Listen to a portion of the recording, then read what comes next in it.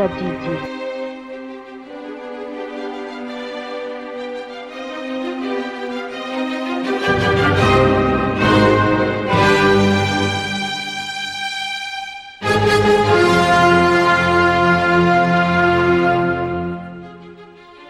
Atampoko miraketako ny teninao mba tsy hanontako aminao.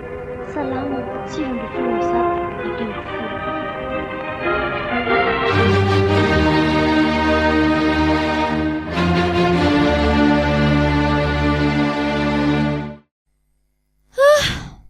Zay vao tonga avy any amin'eny Tokilahy. Eno dia naharitraritra mihitsy ianao tany ka nanahoana izy ao? Inona ny vaovaon'le rahavaviko iny? Firy taona zay ry neny ny mpandalondalo any amin'eny Tokilahy fa izy io aloha dia tsy miova mihitsy fa ndraindray avizana mandalo any Andray kosa tianao vizana ahoana fa maninona? Inona ny zavatra hitanao tany? Ka izao angery neny ineny Tokilahy na mandeha ny tsena na tsy mandeha ny tsena amin'ny varotra taony io, izy aloha dia raha matoa feno tebotebo foana. Fa ahoana ny ilazanao an'izany?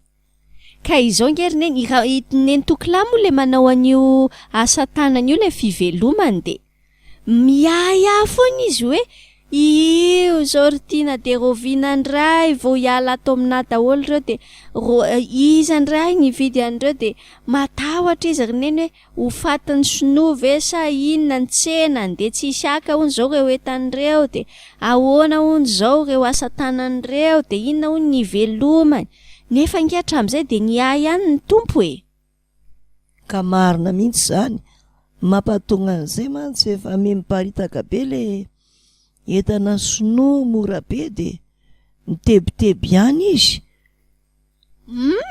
Rariny zay amin'ny mason'olombelona fa ineny Tokilahy de efa mazava tsara mihitsy fa efa manana an'izay so de tena navahan'ny tompo hatramin'izay fa zany tsy mety afaka ao anatiny mihitsy le izy ozo neny tao isaky ny miodina kely tiana mba eto ambavaka ho aty asako ty tandremo sao de tsy entinao zarao amin'ny hafa hoe mivavao aneny Tokilahy sy ny asany eritreretiny neny hoe in-telo sa in-efatra isam-bolana ny mandalo any de efa tao anatin'ny telo taona ve zay sa firiana le nifaneraserana nomboka nipetraka taty akaikaikintsika ry zareo de zany foana ny ambetindresany ka tsy leo ve zany farany aza mety ho leo zany kosa ianao zay mba hampitombo ny finono ny tokony ataonao ka zay indrindra ngeriny eny teneniko avy izy hoe matoki fotsiny an'Andriamanitra ohatrany misidiny zay teny zay avatsy amin'ny havanana indray ny andraisako azy hoe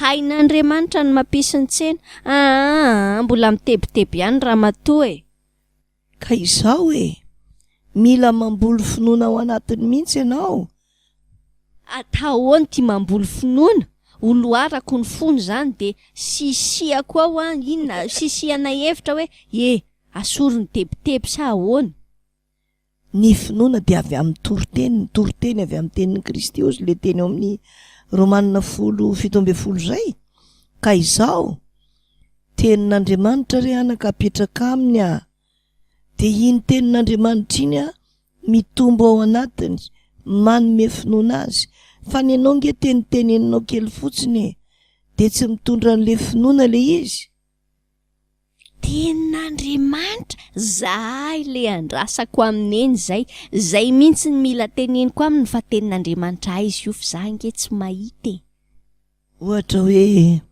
le ao amin'ny Deutéronomie 4:20 ny 7:10 tapany farany iny zao le voasoratra hoe ho tahiny Jehovah Andriamanitra ao ianao amin'ny asa rehetra ataon'ny tananao andray na izary mila mahazo an'izany teny fikasana mahafapo be omen'Andriamanitra zany de Deutéronomie 4:20 ary ataoko marina amin'ny fiainako io aloha de hozaraiko amin'eny Tokilahy hoe 7:20 amin'ny Deutéronomie 4:20 hoe ho tahiny Jehovah Andriamanitra ianao amin'ny asa rehetra ataony tananao.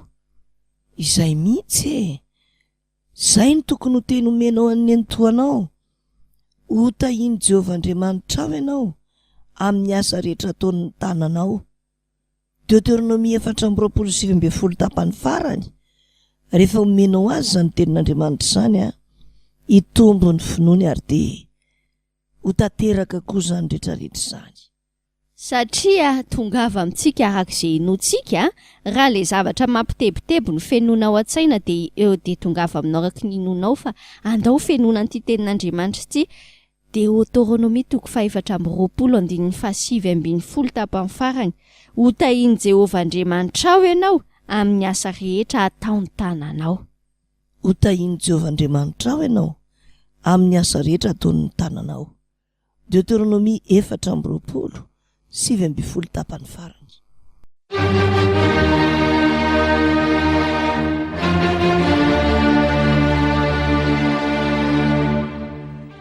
Ombay mitadidi.